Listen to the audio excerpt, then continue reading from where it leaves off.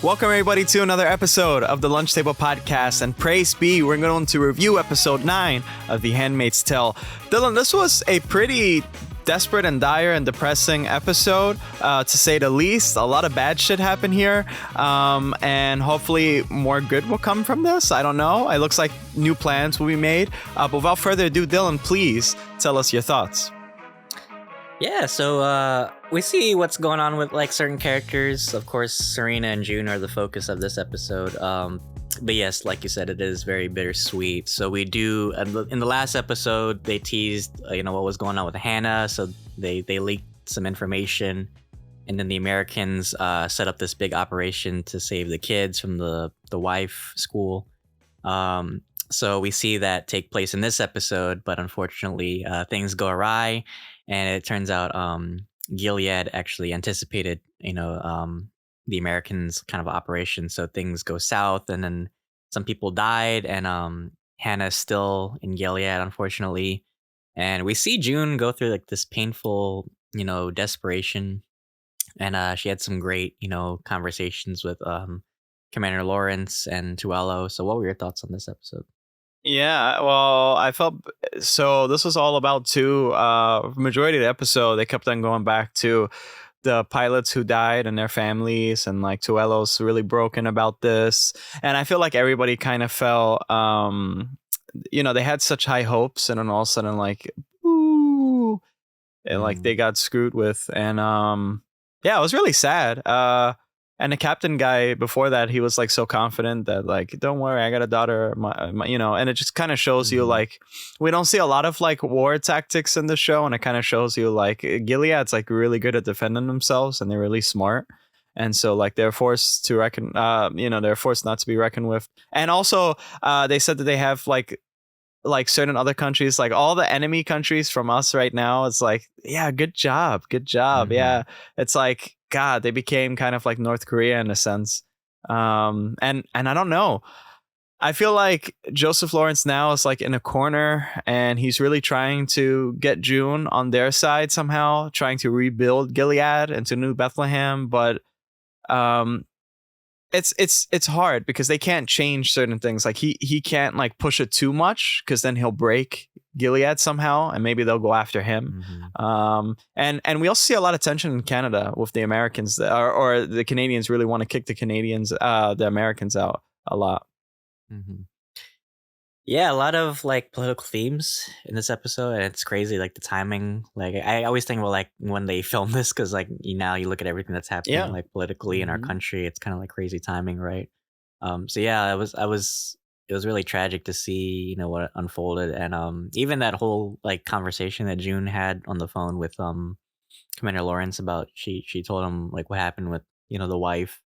You could actually like see his face like break down, and That was a good scene. it's hard. You want to sympathize with him, but at the same time, he like June said, he's a part of this government that's evil, right? And as much good as he tries to reform it, at the end of the day, he's still part of it, of this evil. So yeah, it was hard to watch that whole conversation. But also, what do you think of like Nick? Because they did set up like a meeting with June and Nick, and she's trying to like persuade him to come back to Canada, but like he kind of has like a conflict because his wife really loves Gilead.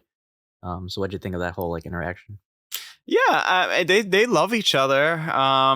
It's complicated too, because like when June was a handmaid, that's a whole different life, and she kind of had to forget a little bit about Luke just because so much had happened to her, and she started a new life with Nick in a way, right? So she has that love for him, and they both have that love for each other. He said it first, "I love you." They even have a baby together. So They have a baby, but you see now they're kind of living the life they are supposed to live, I guess. Like that's what Nick wanted, like to do, to be bigger and work in something that's bigger than himself since the very start. That's how he started, and he's kind of like Joseph Lawrence. They have that cool relationship, but they do want to change some things. But they still have like that ideology in them, right? Because if they didn't, then Nick will turn Ko and like go with the Canadians or something like this. They kind of have like this ideology, but they're just trying to make it a little bit more liberal. And June, she can't give up on Hannah. That's the only thing. That's the only thing that's anchoring her back to Gilead. And like, I wonder how she would be if Hannah didn't exist and it was just Nicole. I wonder. Probably we wouldn't have the story right now with June. She'll just be fine in Canada. They love each other. It's complicated, but I wish that June though tried to like convince him a little bit more. I was like, okay, so you forgot everything about Hannah. Like, why don't you actually really try? Mhm. I don't know. I guess love is a distraction too. What do you think?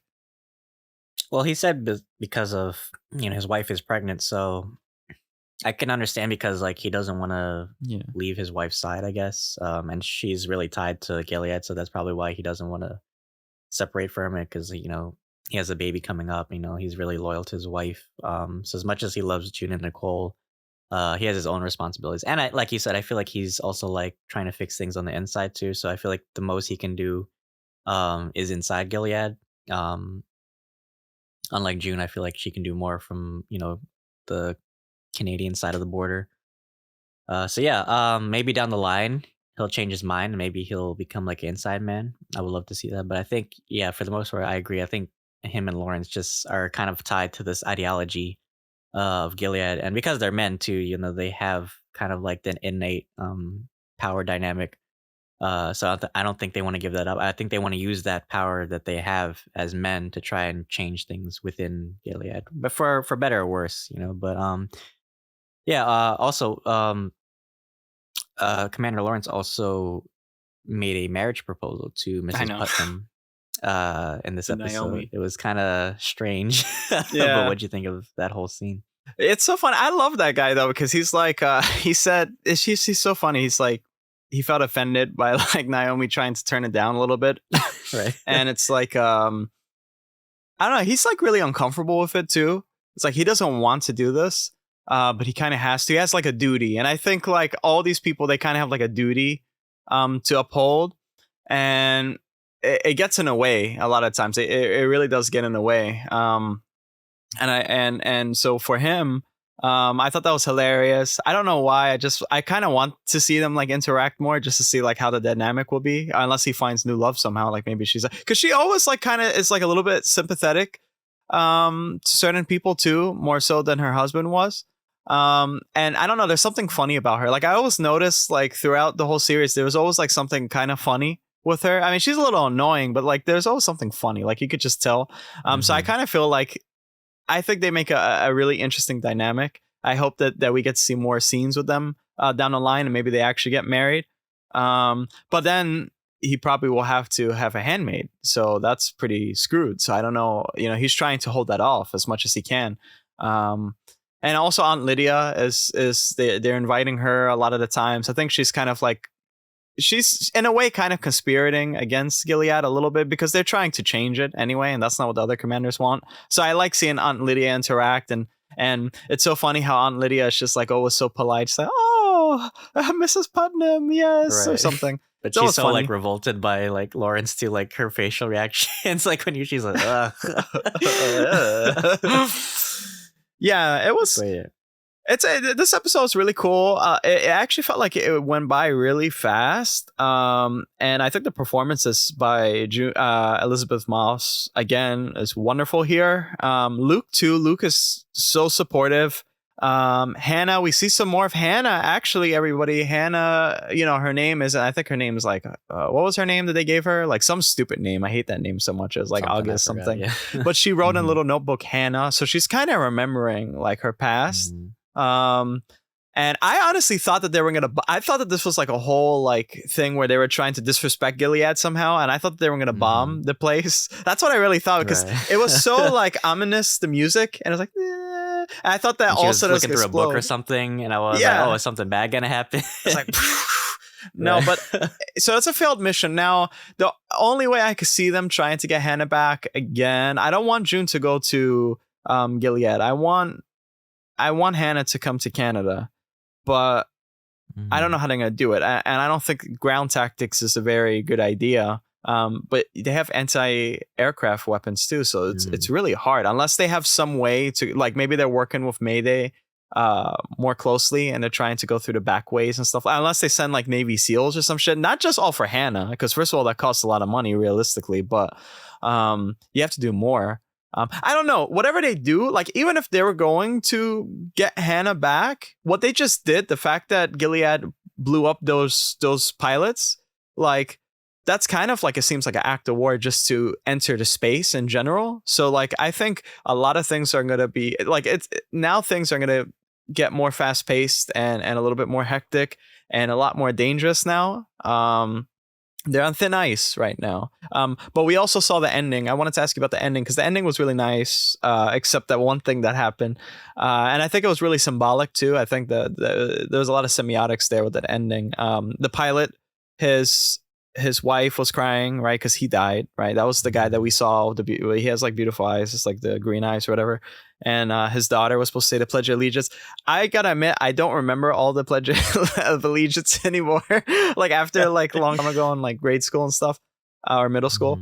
So give me your thoughts on that whole scene, because that was touching, and then it got like shit hit the fan real quick. I thought it was symbolic because we saw Hannah like reciting these like Gilead kind of like pledges in that school, and then we come back to this ending and they, you know, they recite the American Pledge of Allegiance. So it's kind of like these two different like ideologies, like one is about freedom and one is about control. So I thought that was like a cool like little thing that they threw in there. But yeah, it was really sad because at the same time they're trying to have this like funeral for the pilots, but then like the Canadians are like protesting them. So it's really toxic and made me think a lot of the stuff that's happening with our country and our society now. And then apparently like somebody tries to shoot I don't know if they were shooting June. At first I thought maybe it was Gilead because they, at the end of the episode, they were talking to Commander Lawrence and they were like, oh yeah, June is our final problem that we have to fix. So I thought maybe they sent like an assassin or somebody.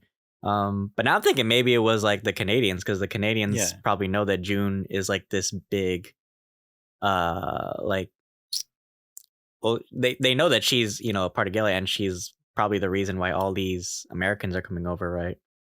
So I'm thinking maybe that's the reason, or I don't think they were going after June, and I think it was just a gunman. I think it was kind of like a commentary in 2A, and I think it was just a gunman in the crowd in general, because they wanted to. Which is interesting because Canada has one of the strictest gun laws too, which doesn't make sense. Like, how did they get those guns to even fire? They just restricted handguns and stuff like that now. So I don't know if it was like a backhanded type of, like, I don't know if it, you know, it was kind of like the Halloween Ends thing where they kind of talked against themselves by accident, because Canada is really strict with gun laws and the fact that they actually shot at the American flag. But I also took it as it was weird for them to do the Pledge of Allegiance, but it made me think of like America's so beat up, but it's still our home. And so they have these traditions and they still have love for their country, because now they realize, oh, wow, our country is really shit. It, like, I guess I kind of wish that people appreciated this country more, because it could really go bad like it did in Gilead now. And they still were there. They still have love for their home, right? There's still that thing. That's their home. And they were doing the Pledge of Allegiance. The little girl didn't really know it because of all the things that happened, right? There is no America right now.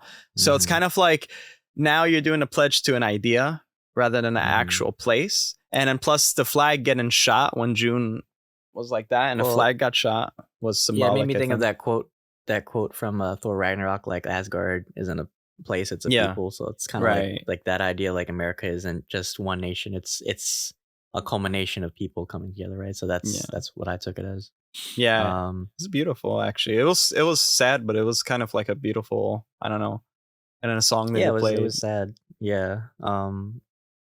But I think the final thing we should also touch on was Serena in this episode. Oh yeah, I forgot about her. Yeah, there was a lot of stuff. I felt mad and bad for her. I was like, yeah, that was toxic watching that whole thing unfold. She even said like Mrs. Wheeler, so I kept thinking like June when she kept saying Mrs. Waterford. So now she's kind of like become June. It's come like full circle. God, I wanted to hit that bitch so bad in the face. I think I know when she slapped her, I was like, ooh, I felt that. I felt like, ooh.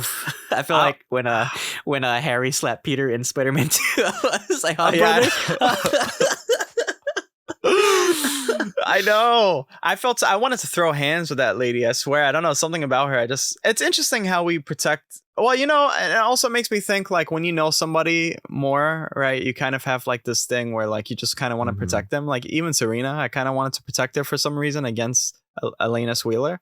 It's like weird, right? I never hated Mhm. Serena. I just think that she's fucked up, right? And but I never really hated her that much. Mhm. Um, Well, they try to make her. She's kind of like an anti-hero in this show. in a Like they way, make sort of. her, yeah. Like she has like humanitarian like ideologies, and Right. she wants a better world, but she's kind of like so indoctrinated into society because Yeah. she keeps helping Gilead. I'm so mad. Like this whole episode, she keeps trying to help Gilead, but I think she cares more about the fertility aspect of it. Well, and their son now, because we saw what Right. happened later on. Shit. Yeah, why don't you tell us what happened? Yeah, so she was trying to persuade Mr. Wheeler, and I thought it was so funny because it was like June when she kept going Yeah. to Mr. Waterford. I thought they were gonna play like Scrabble or some shit. Right. They just play like Monopoly or something, like something. And she convinces him to go with them to the fertility center, and they kind of like have like this like open house where like they're talking with mothers and stuff to get like patronage into Gilead. So it's kind of like as Commander Waterford, Commander Lawrence is doing this Bethlehem project. Like Serena has her own kind of like thing going on. So they're trying to get people, to persuade them like, oh, Gilead's not that bad. Um, but then Mrs. Wheeler, she's such an evil bitch. I hate her so much in this series. But it Mhm. kind of made me think too, like when she slapped Serena, was Serena kind of like reflecting on all the shit she did to June too? When she was in the Mhm. car, I kept thinking maybe she was like thinking about all the bad shit she did to her. But yeah, so then eventually she takes the baby because they were gonna take the baby away from her. So she goes in the back, and then the nurse like helps her, or she gives her like privacy, and then she actually runs out of the Yeah. center and like stops this car, and then she actually escapes. So I wonder, like, what's her next steps? Like she's so back and forth. It's like she commits to Gilead, but she doesn't want to be involved with these people. So what do you expect we'll see for the next episode?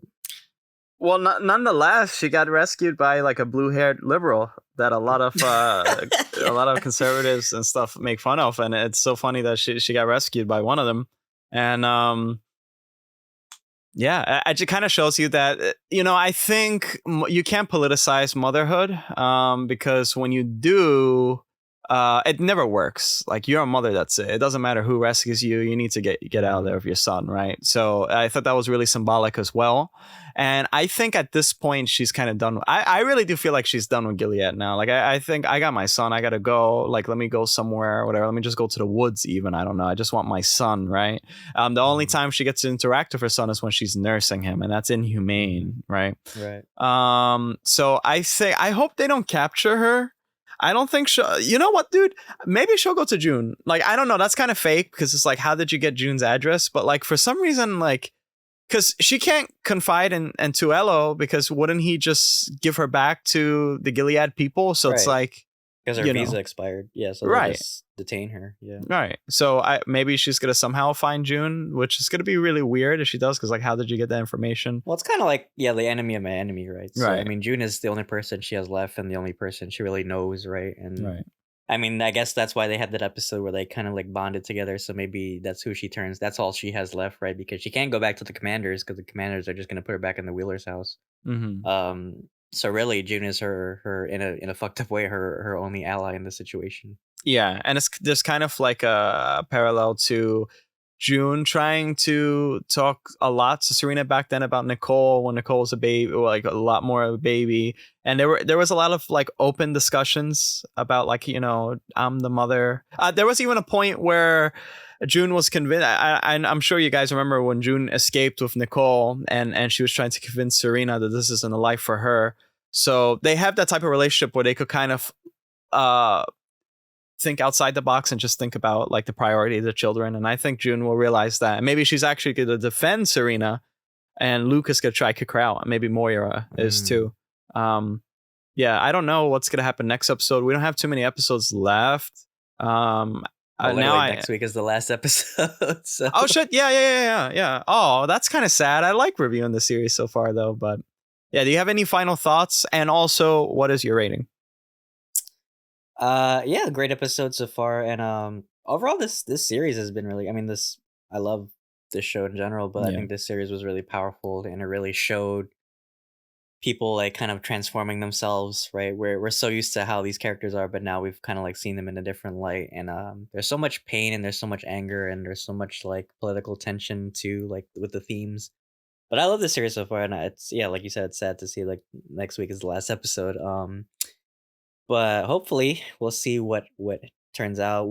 I doubt they'll get Hannah in the next episode, Mm. because if they want to do a next season, they kind of, because Hannah's the final straw in this plot. So it's like once June gets Hannah, like, that's it. What else are you gonna do, right? Unless they try to like topple Gilead or something.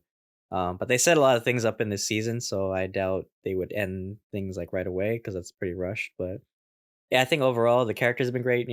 June was great in this episode, and I think she really like, portrayed that pain really well. And a lot of characters, even like some of the Gilead characters as well, you can see like a lot of the pain that they're going through as well. So overall, I would give this episode 9 out of 10. Yeah, me too. I'd give it a 9 out of 10 for sure. I really enjoyed this episode. It wasn't what I was expecting, but I think that it's a good blueprint for what will also happen in the last episode and the other season. And I think we're going to expect a lot of problems as always, and a lot of hurts. We will see. But everybody, that is our review for The Handmaid's Tale episode 9. Next week is episode 10. So if you guys like this video, please check out our other reviews. We just reviewed Andor. And of course, again, we're going to review episode 10. And we have the whole playlist of all our Handmaid's Tale reviews. So if you guys haven't checked it out, check it out, please. We have a lot of content coming out for the future. And we have some special stuff coming out in 2023. We'll talk a little bit more about that in December. But a lot of exciting news. But Dylan, please take us away. Yeah, thank you guys. We're so close to 100 subs because of you guys. So thank you so much for your patronage. As always, we're growing as a podcast every day, but we can't do it without you guys. So if you continue to listen to us and support our channel any way you can, it really helps the channel a lot. So yes, as Akram said, we still have some content planned for November. We still have a few more episodes of Andor left. We have a few movie reviews that we're going to go over. And we also have some Let's Talk About episodes that we'll be doing this weekend with our good friend Jerome as well. Hey. So yeah, thank you guys for tuning in. Until then, thanks for having lunch with us. Praise be, and see you guys.